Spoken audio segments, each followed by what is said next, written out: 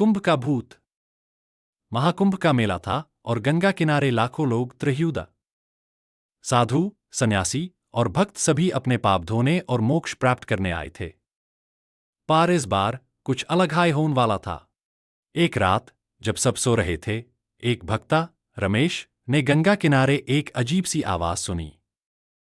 वो आवाज किसी के रोने जैसी थी, लेकिन उसमें एक दरवनापन भी था। रमेश ने सोचा शायद कोई मदद मांग रहा है, इसलिए वो आवाज की तरफ बढ़ा। जब वो आवाज के सोर्स तक पहुंचा तो उसने देखा कि एक बुढ़िया बैठी है जो रो रही है। रमेश ने पूछा, मां, आप ठीक हो? आप क्यों रो रही है? बुढ़िया ने कहा, बेटा, मैं एक भूत हूं। मुझे मोक्ष चाहिए।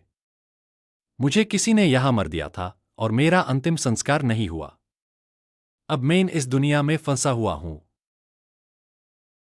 रमेश ने बुढ़िया की बात मानी और उसकी पूजा की।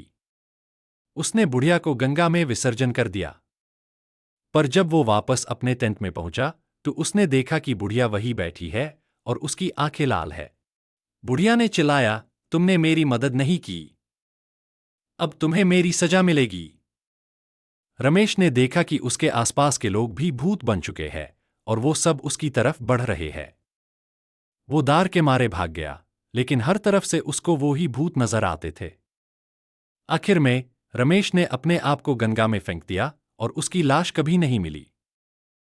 कहावत है कि अब भी महाकुंभ के दौरान कोई भी अकेला गंगा किनारे जाता है तो वो बुढ़िया का भूत उसको दिखाई देता है और उसकी मदद मांगता है। पर कोई भी उसकी मदद नहीं कर पाता और वो भूत उनको अपना शिकार बना लेता है।